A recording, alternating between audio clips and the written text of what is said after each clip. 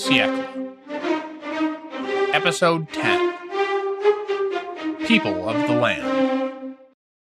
After months spent focusing on the affairs of kings, armies, and politicians, it's time to focus on the lives of ordinary French people in the early 19th century. But I'll warn you in advance, this is not going to be a cheery episode. That's because this introduction to poorer French men and women is beginning with arguably the poorest of them all, the millions of French peasants. The first question, and possibly the trickiest, is what exactly is a peasant? There's no one definition. Etymologically, peasant derives from the French word paysan, which means someone from the pays, or countryside, or, more poetically, people of the land. In general, we can think of peasants as pre-industrial subsistence farmers. That is, they are farmers who rely on their crops to eat and haven't seen their lives transformed by the Industrial Revolution. There's also an element of social class to it, too. We tend not to speak of subsistence farmers in 19th century America, for example, as being peasants, because the social structures that helped define peasantry in Europe just didn't exist in the United States. But to that general definition, we have to add complications. As one scholar noted, rural France is almost infinitely diverse, and almost any generalization about the peasantry becomes partially false as soon as it's formulated. For example, I spoke of peasants as being subsistence farmers. Does that mean that those farmers who grew grapes instead of wheat on their tiny plots of land were not peasants because they transformed their crop into wine for the market? More significantly, as we'll find out, few peasants were purely farmers, engaging in crafts, trade, and even industry, as well as working the land. I'll tend to err on the side of an expansive definition of the peasantry, but this is not an uncontroversial position. Still, if it's hard to define peasants rigorously, everyone in Restoration France knew that peasants existed, and that there were a lot of them. How many, of course, is difficult to discern. By one metric, more than 80% of France's population of around 30 million people at this time was rural. But of course that includes artisans, teachers, and priests, as well as people working the land. Another rough estimate placed more than half the French workforce in the agricultural sector in the 1830s, 2 decades after our place in the narrative, and this figure was doubtless higher during the early years of the Restoration. Whatever the precise number of peasants, though, we are talking millions upon millions of them. Perhaps the most important factor for determining how good your life was as a French peasant was whether you owned your own farmland. If you did, you could keep a larger share of the crops you grew, making everything easier. And despite the popular image of peasants as serfs, bound by law to work their lord's land, lots of Restoration-era French peasants did own their own land. This varied from region to region, with figures ranging from less than 1/3 to more than 3/4 in different departments. The overall figure seems to be less than half, however. This had been increased by the French Revolution, during which many better-off peasants used their savings to buy land seized from nobles or the Catholic Church. By 1802, peasants owned some 42% of French land, but even before the Revolution, peasants owned perhaps 1/3 of French land. But when we talk about peasants owning land, don't be thinking of US-sized farms, where 40 acres is sometimes seen as a minimum viable size. In some of the better-off areas of France, typical peasant-owned farm plots were 10 to 20 acres, or 4 to 8 hectares. Poorer parts of France were much worse off, such as one impoverished region of western France, where 63 farmers divvied up 114 cultivable acres. That's 1.8 acres, or 0.72 hectares, per person. And that's just an average. Only 16 of those 63 owned at least 2 acres of farmland. Many owned little more than a simple garden, referred to as a pièce de terre, or piece of land. France was a highly unequal country. Contemporary tax rolls tell us that nearly 80% of all land holdings in the country were taxed in the smallest bracket, accounting for just 17% of France's land value. Meanwhile, the top 0.4% of land holdings were worth nearly 19%. Visit thesiecle.com/episode 10 to view a chart I made showing the full breakdown of Restoration France's land inequality. So how do you survive on a 2-acre plot of farmland? The answer is that lots of subsistence farmers weren't actually subsistence farmers, or at least, not only. A few acres of land won't produce enough food to feed a family, certainly not in a bad year. So even peasants who owned their own land also did a range of other work to make ends meet. A typical peasant family might farm a small plot of an acre or two, and rent another small plot from someone else to supplement their yield. In addition to helping out with the farming, the wife would work in the home, spinning or sewing clothes to sell on the market. The husband would work part-time as a day laborer for other landowners, or pursue a part-time craft like making clogs. Children would start working in earnest around age 12. Schools were available in many peasant communities, but often too expensive or too far away for peasant families, even if they could spare the children's labor. As historian Eugene Weber notes, for the poor and for those who clung to the old style of cultivation, children were still hands, hence wealth. Finally, everyone in the family might do a little foraging, legally or not, for food, wood, and other supplies in nearby wild areas, or sometimes their neighbor's property. All this could help a peasant family get by, but there was rarely much margin if things went wrong. Rather than getting into bushels of wheat or something like that, I'll give some examples using money to help clear things up. As we've seen, even subsistence farmers in 19th century France earned and spent money on top of their farming. As a baseline figure, we are told that in one town, a family of 4 needed 500 francs per year to avoid having to beg for food. Other figures in other areas are slightly smaller or larger, but we'll go with that for now. Growing your own food could help with that, of course. Maybe even cover all of that if you were one of those lucky peasants with sizable holdings. But what if you were one of the vast numbers who owned nothing at all, or less than 2/10 of an acre? Well, if you went out to work on your neighbor's farms as a day laborer, you could probably earn about £1 a day, maybe 1.1 or 1.2 francs per day. And of course, the problem of day labor is that there isn't always labor every day. One estimate has dedicated day laborers being able to get perhaps 250 days of work per year, and earn between 250 and 300 francs. Hopefully you don't get sick or hurt. If you knew a skill or craft, you could do a little better for yourself than farm labor. For example, a man who made clogs might earn as much as 1.5 francs per day, making and selling his wooden shoes to local dealers. Though this extra money came with extra headaches, like how to get the voluminous supply of wood you needed. Women, as was standard in the 19th century, were explicitly paid less for their work than men. While a man might earn 1.5 francs per day carving wooden shoes, his wife working spinning wool could earn a pitiful 20 centimes, or 0.2 francs. Little wonder that in some areas, we're told the spinning wheel was often associated with begging. But even pitiful wages might make the difference between a family starving or not. If a woman was skilled with a needle, she could do somewhat better.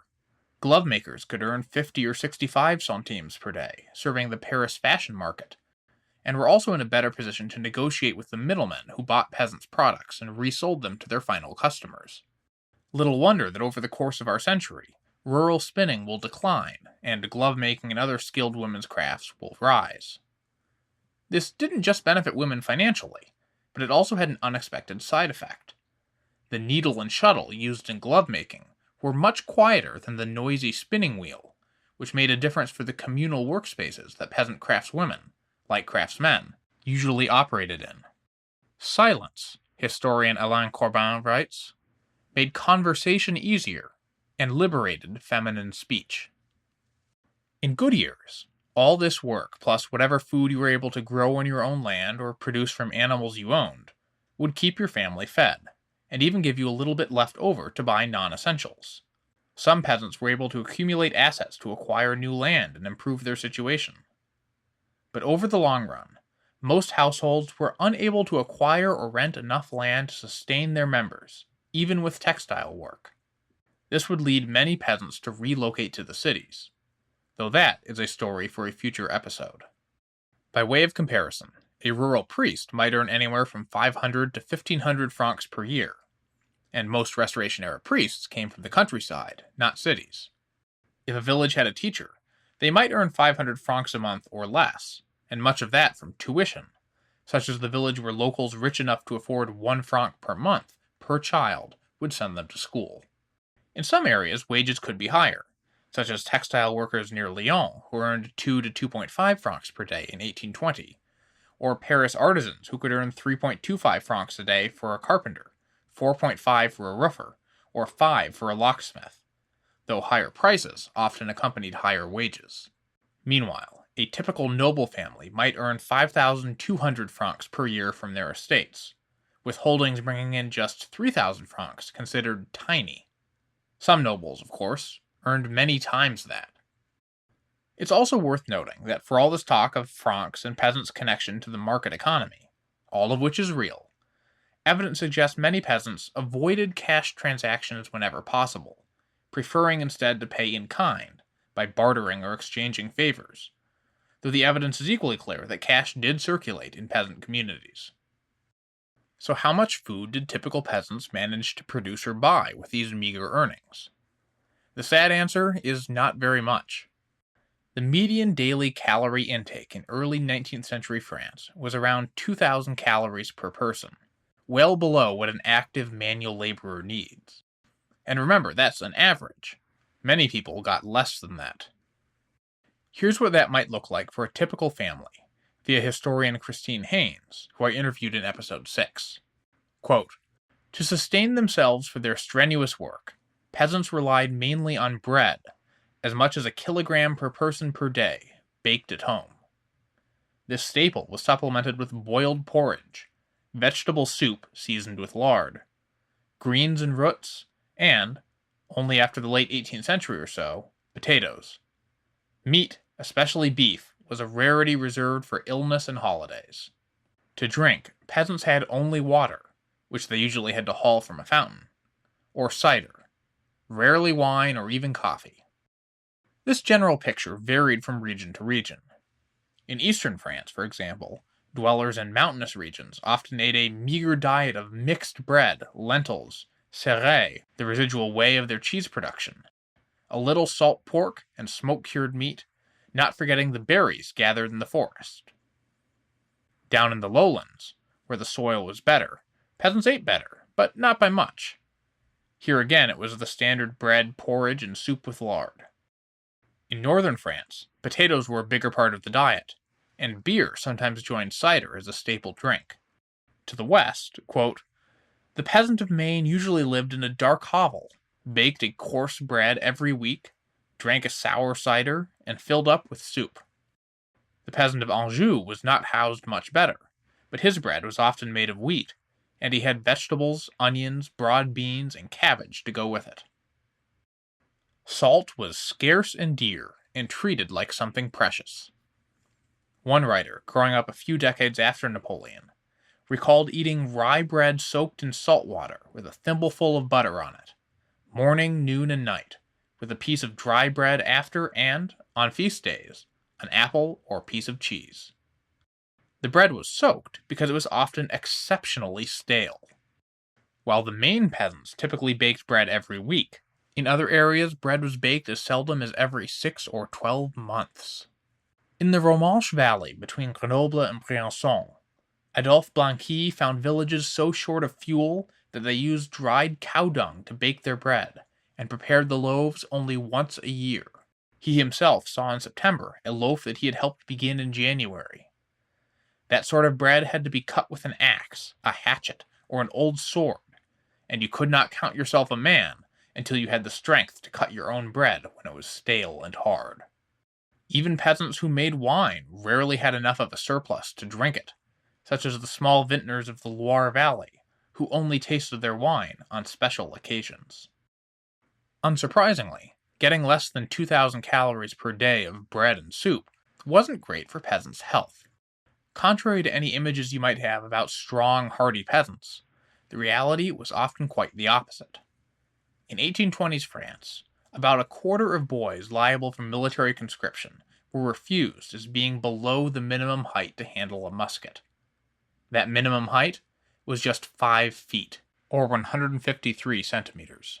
And the highest rate of stunted, malnourished young men were in rural areas, not Paris or the new smoky factory towns. Eugène Weber gives some specific examples from the Department of Lot in southwestern France.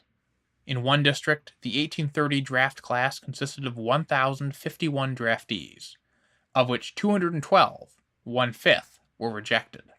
Of those, the cited reason was stuntedness, or défaut de taille, for 120. Consistently, Weber notes, up to half of all people rejected for military service were rejected for shortness. Many of the others had various physical deformities or ailments, which were also associated with malnourishment. Quote, in 1860, one rural area near Grenoble had this to show to the army recruiters. Goiter, 140. Deaf or dumb, 13. Lame, 13. Myopia, 36. Tapeworm, 19. Scabies, 1. Skin maladies, 86. Scrofula, 15. Epilepsy, 2. General weakness, 197. Hunchback, 29. Bone distortion, 2. In a total of 1,553 men were disqualified. Only 447 found fit for service. Alain Corbin's case study of a peasant born in 1798 notes he was 5 feet 5 inches, or 165 centimeters, tall. And that, for this time and place, in other words, he was a tall man.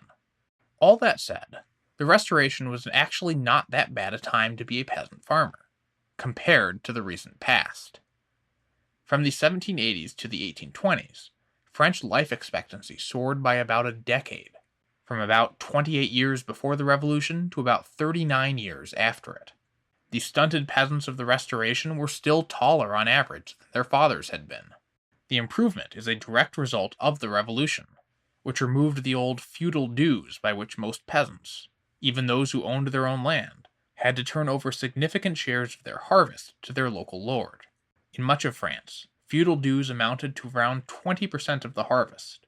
Now peasants had a bigger surplus, some of which they ate and some of which they used to diversify from wheat into more profitable forms of agriculture, like grapes or cattle. It's no surprise that peasants could be vigilant for any attempt to restore the feudal dues or the old 10% tithe that used to be exacted for the Catholic Church. Another important factor in understanding the poverty of 19th century French peasants has to do with technology. Though as we'll see, the story here is more complicated than it might seem.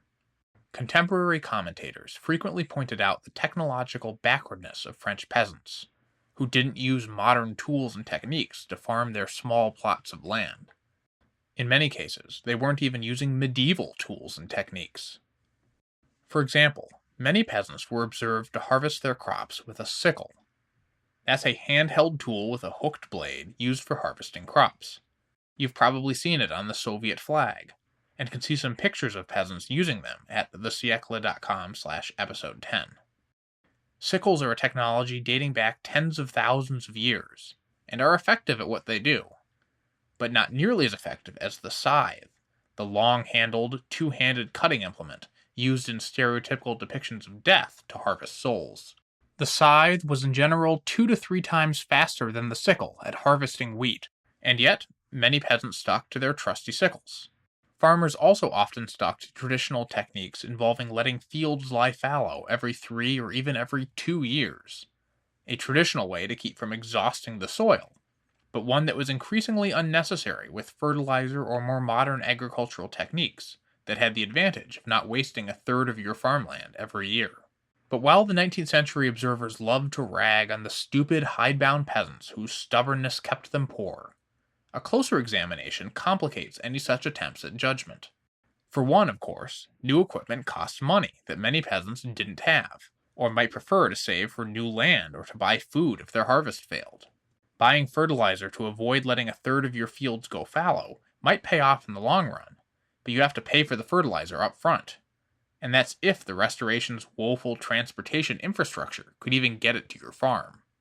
Meanwhile, the new tools were more complex, which often meant that peasants couldn't repair them at home anymore. They had to pay someone else to refurbish their tools. Finally, whatever the benefits of these technological upgrades, and they were real, it was rarely just a matter of swapping out tools. Farming is an entire system involving crops, tools, techniques, and more, all of them intertwined. So farmers who were expecting to use the sickle to harvest their crops planted those crops in a way to optimize harvesting with the sickle. Switching from a sickle to a scythe isn't just a way to speed up your harvesting.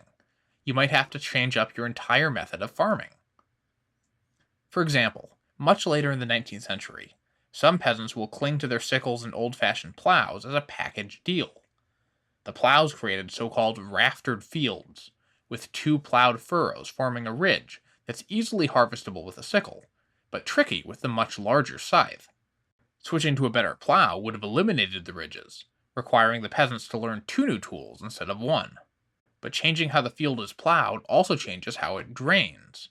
So a simple decision to switch to a new harvesting tool, or a new plowing tool, has far-reaching impacts. It's all very well for a rich farmer to experiment with new technologies.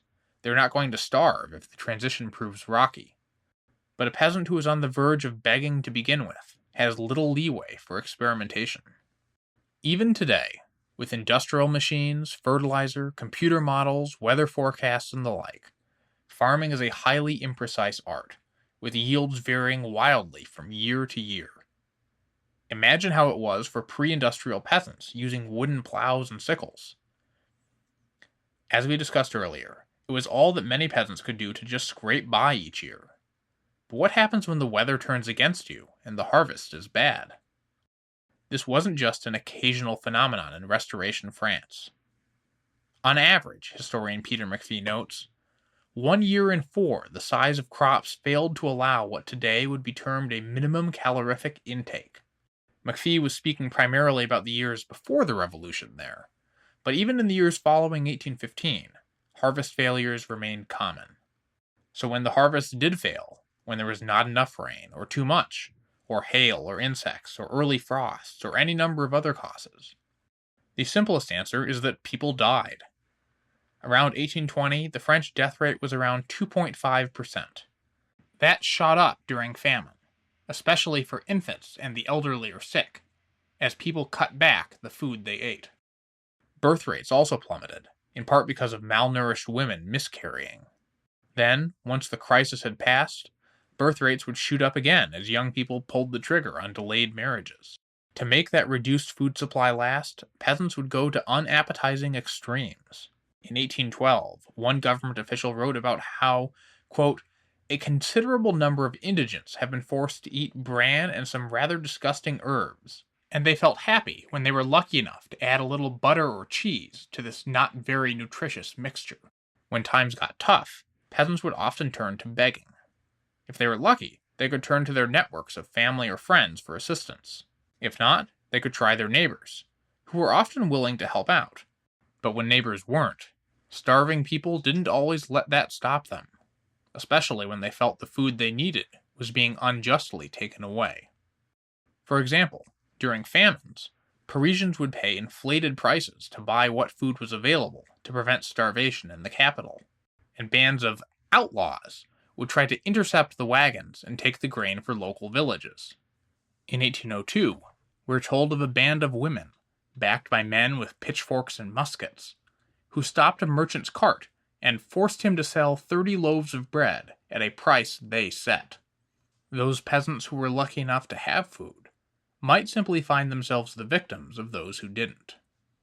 To prevent this kind of disorder, the authorities set up relief measures, including buying and distributing food, and setting up charity workshops where indigents would be confined and given food in return for work. They'd also try to coordinate and encourage private charity, which, especially in the early part of the 19th century, was often much more significant than government assistance in rural areas. Some of this was organized through soup kitchens, but in many areas both donors and recipients preferred their charity to be informal and spontaneous. These relief efforts, formal and informal, private and state-run, were all just attempts to treat the symptoms after the fact. The fundamental reality was that crop yields for most peasants weren't high enough to handle the drop in a bad year, and suffering often followed. Next time on the Siècle, we're going to examine this in action at one specific harvest failure, the harvest of 1816, which has major cultural and political impacts in addition to the human cost. Be sure to visit thesiècle.com for transcripts, sources, and more, including plenty of paintings about 19th century French peasants. My thanks for listening, and for spreading the word about the show to your friends, on social media, and by rating and reviewing it on iTunes. Join me in 2 weeks for episode 11, The Year Without a Summer.